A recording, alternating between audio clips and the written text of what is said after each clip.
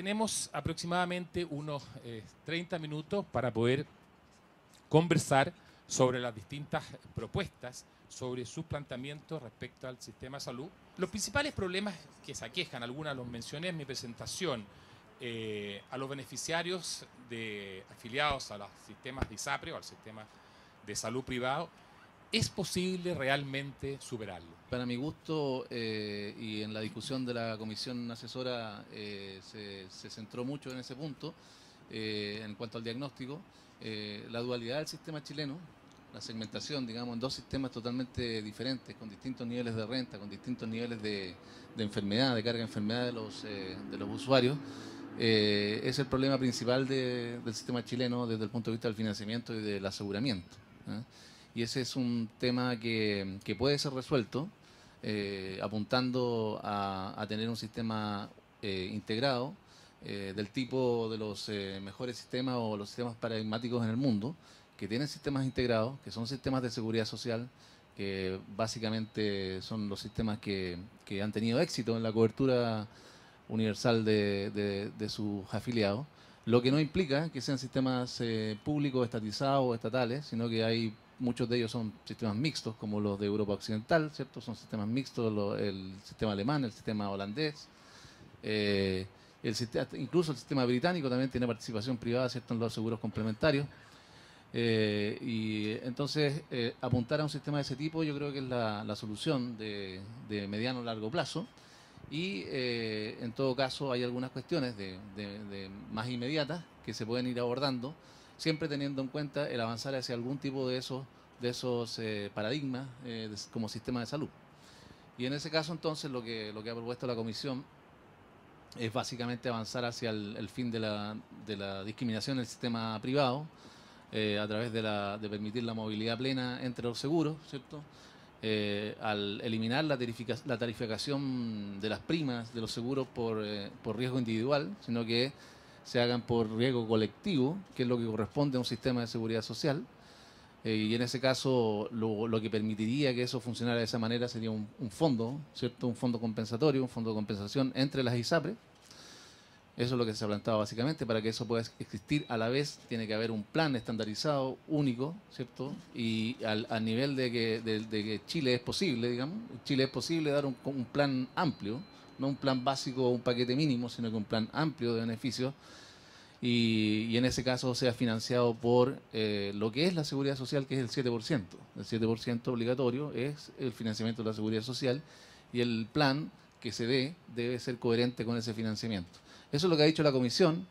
También ha dicho la Comisión que en la perspectiva a largo plazo, ¿cierto?, mirando hacia avance hacia un sistema integrado, es necesario crear un fondo mancomunado, un fondo entre FONASA y las ISAPRE, que apunte a solucionar algunos problemas de prestaciones que a nosotros nos parecían universales, como los medicamentos de alto costo, como la atención prehospitalaria. Ahí lo que quisimos decir es que puede existir en Chile un número 911, por decir algo, ¿cierto?, que centralice la atención prehospitalaria, las urgencias, y que es una cosa de lógica y que es una cuestión más eficiente y también más justa, digamos, si es que como financiamiento colectivo. Finalmente hay otros detalles, pero que digamos que el más relevante me parece a mí es la regulación de los precios, la regulación de las alzas de precios, cuestión que hubo consenso en la comisión, porque pensamos que el sistema de ISAPRE está en la categoría de los mercados que regulaban en Chile, de los mercados que operan con tarifas, ¿no? Ustedes saben, todos los que eran monopolios naturales, que fueron privatizados en su momento, ¿cierto? La electricidad, las telecomunicaciones, el gas, el agua, todos esos sectores son regulados en sus tarifas. Bueno, el sistema ISAPRE tiene las mismas o peores características de fallas de mercado que esos mercados y es candidato a ser regulado. Ya hay experiencia internacional como para hacer eso y hay experiencia chilena para hacer eso. Entonces, la Comisión propuso explorar también ese mecanismo. Gracias, Camilo. Ricardo, la misma pregunta, y Camilo también se extendió a una pregunta adicional, que ¿cuál es, primero que nada, en términos globales, si es posible superar estas falencias, estos problemas que aquejan a los beneficiarios, y también cuáles son los cambios fundamentales que se deben generar al sistema de salud en Chile, desde tu punto de vista? Gracias. Buenos días a todos, muchas gracias por invitarme a este evento. Sí, es posible resolver los principales problemas que aquejan al sector de las ISAPRES.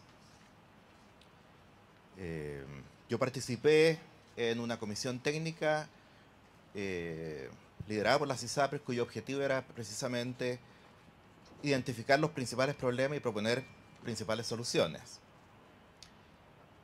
Uno de los principales problemas del sistema de salud en el mundo y también en Chile es el aumento galopante del gasto en salud. Este problema aqueja al FONASA y también aqueja a las ISAPRES.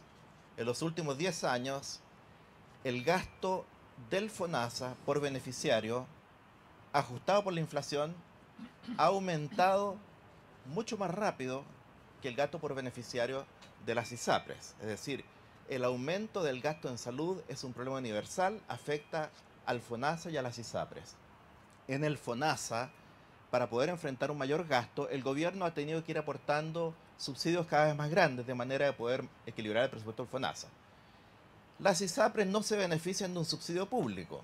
Para poder enfrentar su mayor gasto, las ISAPRES tienen que ir subiendo sus primas. Cuando el gobierno aumenta el presupuesto del FONASA, no se producen problemas judiciales, aun cuando lo aumenta mucho más que lo que las ISAPRES aumentan sus primas. Pero cuando las ISAPRES aumentan sus primas, puesto que no se benefician de subsidios públicos, se encuentran con severos problemas judiciales que les impiden o dificultan la posibilidad de equilibrar ingresos con gastos. Este mayor consumo se debe principalmente a una mayor cantidad de prestaciones y en forma secundaria a mayores precios. Ahora, esto lleva a la primera conclusión que uno de los principales problemas de las ISAPRES es cómo poder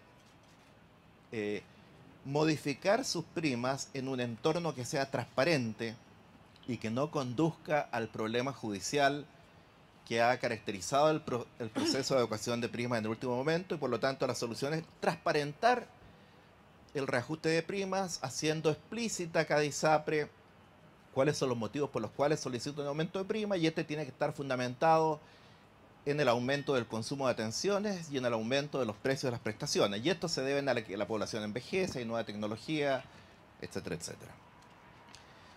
Aparte de hacer transparente y regulado el proceso de ajuste de primas anual, es necesario homogeneizar los beneficios de las ISAPRES, de modo que exista un plan de beneficios común para todas las ISAPRES.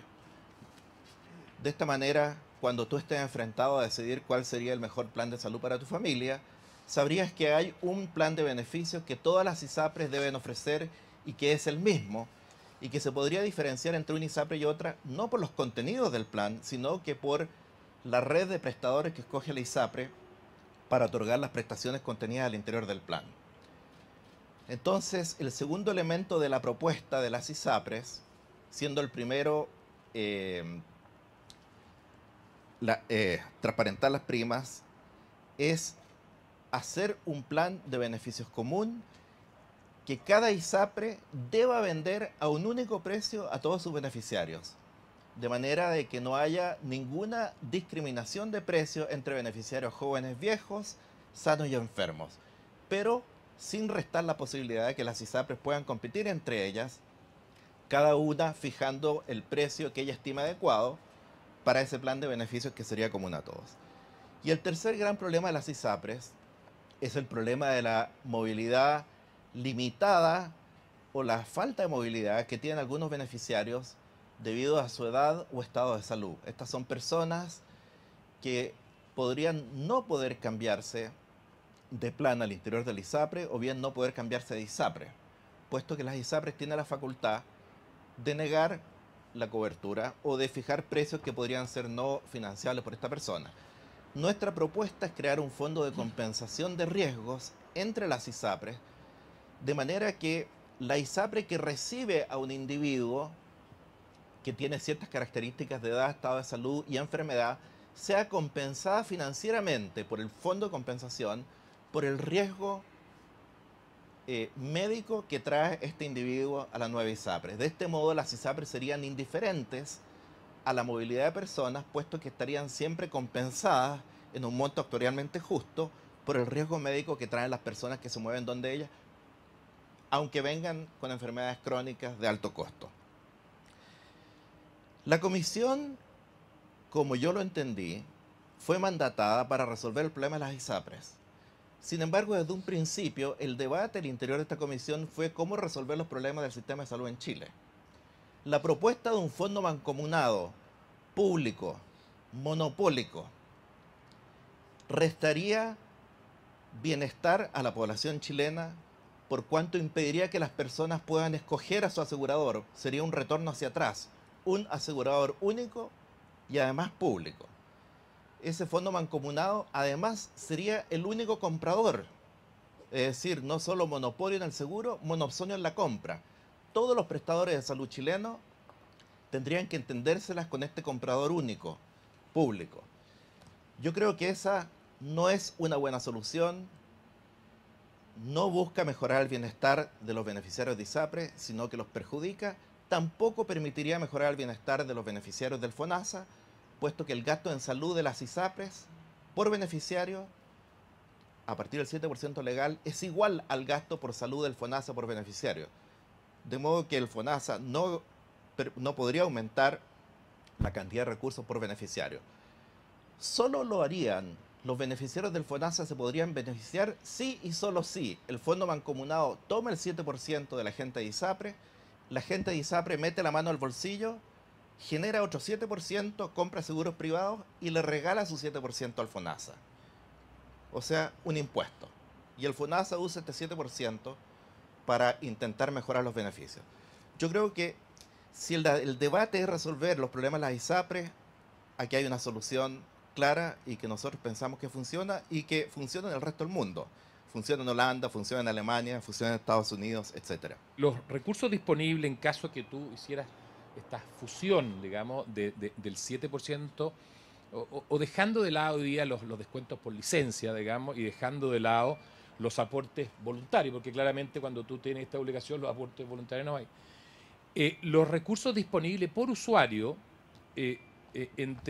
variarían prácticamente nada en el sistema FONASA, del orden de 270 pesos adicionales.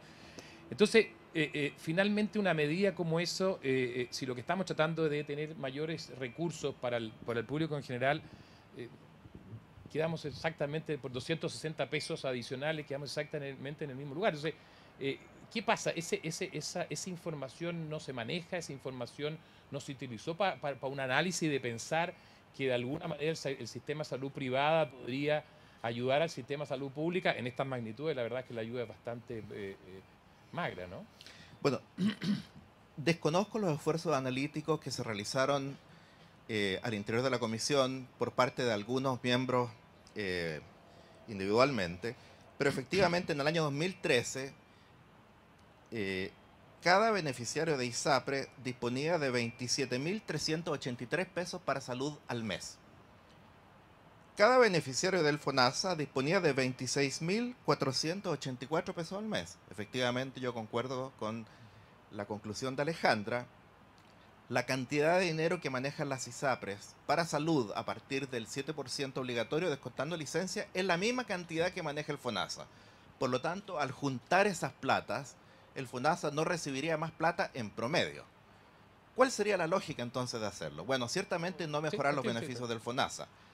La lógica sería esperar que los beneficiarios del FONASA que le entregaron esos 26.000 pesos al FONASA decidan no usar ese fondo mancomunado y que saquen otros 25.000 pesos adicionales de su bolsillo, se despidan de su 7% y dupliquen su gasto en salud para poder mantener el tipo de atención médica al cual ellos están acostumbrados. Tal vez esa sea la lógica. Camilo, por favor, hay varias inquietudes, además de esta última que tú quieres contestar.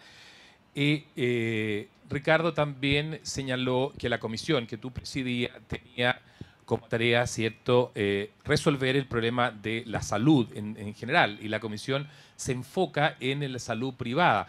Cuando hablamos que la salud privada representa 2 o 3 de cada 10. ¿Por qué ese cambio de la comisión en ver la solución para la ISAPRE y no para el sistema de salud en su conjunto?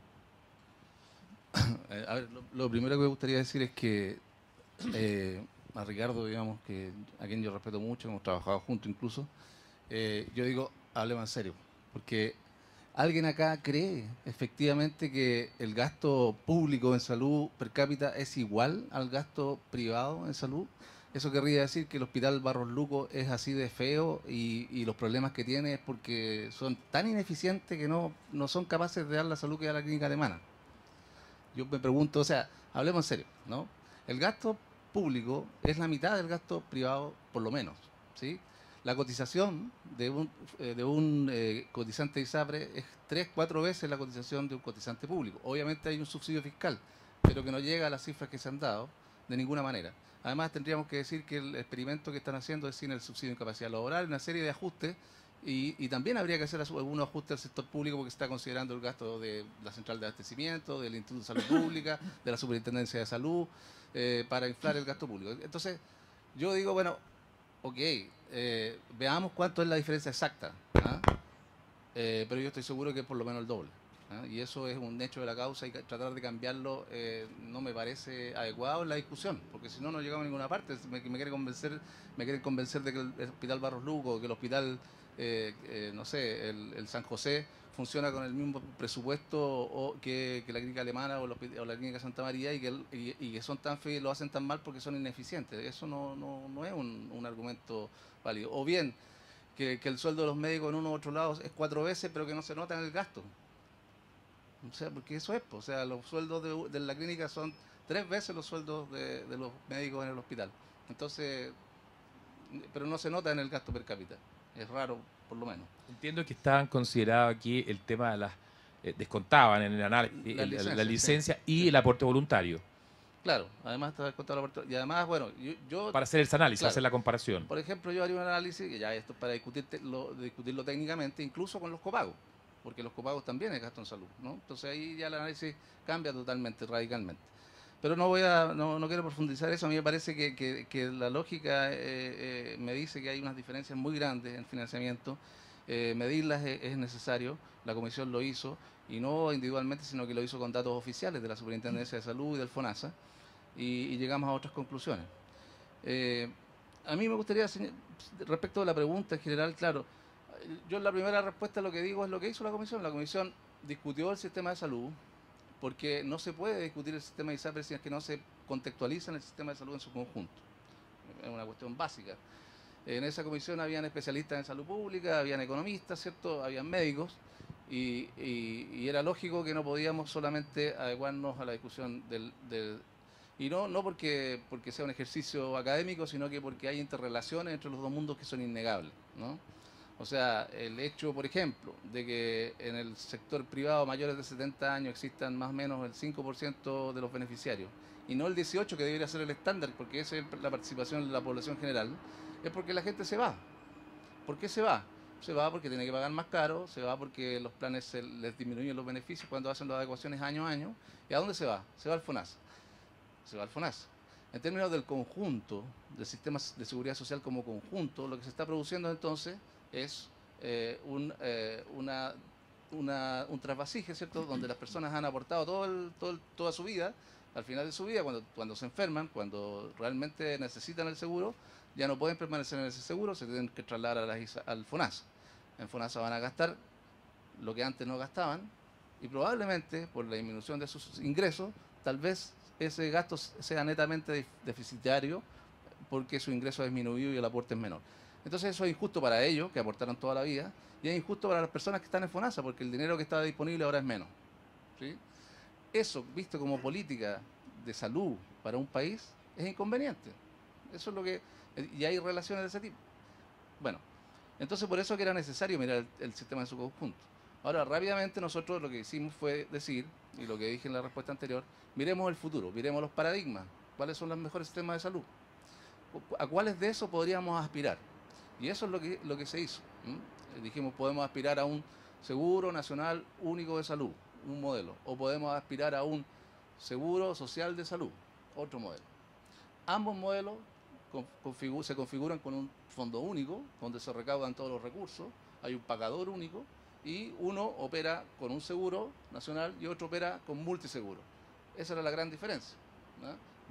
mayoría, minoría, respectivamente, en la discusión.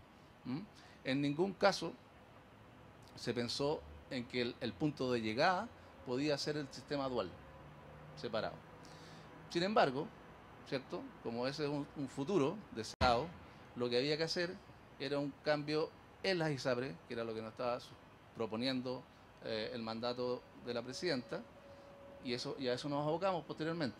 Pero ya sabiendo hacia dónde queríamos apuntar y que las medidas que se propusieran en esta reforma a las ISAPRES no dificultaran el camino hacia alguno de estos modelos de seguridad social paradigmáticos que estamos mencionando. Entonces, ahí fue que entonces llegamos a algunas de las cosas que menciona Ricardo, como ¿cierto? El fondo InterISAPRE. El fondo InterISAPRE lo que permite es la movilidad, permite el fin de los cautivos, ¿cierto? Permite que no existan las preexistencias, por lo que explicaba Ricardo, porque a los seguros les resulta indiferente entonces los riesgos que enfrentan. No le importa reclutar gente mayor y enferma crónica porque va a recibir compensación por parte del fondo, y esa es la gracia de los incentivos del fondo. A la vez el fondo promueve solidaridad, que no existe la solidaridad en el sistema ISAPRE como un conjunto, entonces lo promueve, lo lleva a lo que nos pidió la presidenta, llevar el modelo a estándares de seguridad social, fundamental la solidaridad. Entonces ese era el punto, ¿no? Por último, yo quería solamente decir que cuando se dice que la propuesta que relata Ricardo es igual a otras partes del mundo, perdón, pero la propuesta no es igual, porque en Holanda, en Alemania, en Bélgica y Suiza existen sistemas únicos, no segmentados. Es un sistema social de salud al que pueden acceder todas las personas. No es un mundo privado con su sistema y un mundo público con su sistema, como sería el caso al diferenciar o al arreglar solo el sistema privado y no arreglar el sistema en su conjunto. Camilo, quiero aprovechar también, si tú consideras hoy día que es viable contar con una ley de reforma en el mediano plazo. De hecho, ayer se conoció que el gobierno habría incluso postergado hacia fin de año el proyecto de la comisión. ¿Cómo lo ves? ¿Ves esa factibilidad? ¿Qué está pasando con respecto al...? Después de la entrega del informe y un tiempo después, yo participo en un equipo, como un asesor, digamos, en un equipo que está institucional que está elaborando la ley. Un equipo que está constituido por personas del Ministerio, personas de la Superintendencia, del Ministerio de Hacienda y de la Secretaría General de Gobierno, que es típicamente cómo se gestionan estas leyes en el gobierno, digamos. Todos esos son los actores que participan. Y ese equipo tiene un cronograma, la ministra lo ha dicho públicamente, que el cronograma incluye la presentación del proyecto en el segundo semestre, o sea, en el primer semestre, perdón, en el segundo trimestre, planteó ya, y eso no se ha modificado. O sea, eso es lo que tenemos como cronograma y se está trabajando en ello. Ricardo, me gustaría también que seas cargo de lo que planteó Camilo, y también han surgido distintas otras propuestas, y me gustaría también que tú lo evaluaras. Una de ellas es la posibilidad de limitar, ¿cierto?, la utilidad de una autorregulación, por ponerlo así, por parte de las propias instituciones, y que éstas fueran conocidas de antemano por los usuarios. ¿Qué piensas, bueno, una de las propuestas que señalaba Camilo con respecto a los multiseguros, y también este otro tipo de iniciativas que se han ido presentando? Los cálculos que hizo Libertad y Desarrollo, de los cuales yo me informé posteriormente, coincidían exactamente con los que hicimos nosotros. Y lo hicieron aparentemente con los mismos datos, son los datos públicos. Esa es la situación. Lo que ocurre es que el problema fundamental cuando Camilo se pregunta, ¿cómo puede ser que si hay un presupuesto público que por beneficiario es igual al de las ISAPRES por beneficiario, tengamos hospitales como el Barros Luco y el Hospital El Salvador que se están cayendo a pedazos? ¿Cómo puede ser? Puede ser porque la administración de los hospitales públicos es una administración rígida que no puede innovar y que no puede manejar de manera eficiente los recursos, en particular los recursos humanos. Razón por la cual yo insisto que el mayor problema del sistema de salud chileno es el mal desempeño y la mala gestión de los hospitales públicos, que no tienen la capacidad de innovar y de administrarse de manera moderna y eficiente. Eso hace que frente a un mismo gasto por beneficiario, la oferta de que disponen los chilenos que están en el FONASA es muy inferior en calidad y en puntualidad que la oferta que enfrentan aquellos que están en el sector privado. Ahora, respecto de la visión que tiene Camilo y su mención de los sistemas alemanes, holandés y otros, en la cual los recursos de la seguridad social ingresan a un fondo y puede existir competencia entre seguros. Podría quedarse el FONASA compitiendo con las ISAPRES y las personas podrían escoger dónde se van. Eso está muy bien, pero Chile tiene un problema ideológico severo. El problema ideológico severo de Chile es que se ha decidido que todo dinero que se considera público no puede terminar en manos privadas de empresas con fines de lucro. Este gran fondo que vislumbra Camilo, al cual ingresaría el 7% obligatorio a la ISAPRE, el 7% obligatorio de los cotizantes del FONASA, más los subsidios del gobierno al FONASA. Esos subsidios hoy representan 2/3 de los recursos del FONASA. Si toda esa plata se pusiera en un fondo único, esos recursos no se podrían distribuir a los aseguradores porque hay una oposición absoluta a que platas del Tesoro puedan acompañar a financiar el aseguramiento de un individuo de recursos modestos que prefiere irse a un ISAPRE que irse al FONASA. Esto que se llama la movilidad de los subsidios a la demanda, es una idea rechazada. Por lo tanto, proponer un sistema de fondo único, multiseguro, con competencia y movilidad, se riñe completamente al concepto de que las platas públicas no pueden terminar en manos de un administrador privado. Ahora, respecto de la propuesta que hizo un presidente de un ISAPRE de limitar las utilidades de las ISAPRES, yo creo que él está en su derecho de hacerla, como que las ISAPRES, que no son las de él, están en su derecho de considerar los méritos. A mí me parece una muy mala idea tratar de limitar en manera artificial la rentabilidad de una industria privada. Encuentro que está en pugna con los principios del funcionamiento de un mercado eficiente, de la salud o de otro. En el caso de la AFP, de alguna manera, con la fijación de las comisiones públicas, se está haciendo. Bueno, mire, yo creo en la competencia. Entonces, limitar la utilidad a un cierto porcentaje significa que si una empresa quiere ser más eficiente y lo que la mueve a ser más eficiente es la posibilidad de tener una mayor utilidad, si es que esa utilidad es expropiada, quiere decir que la empresa no va a tener motivaciones para ser más eficiente.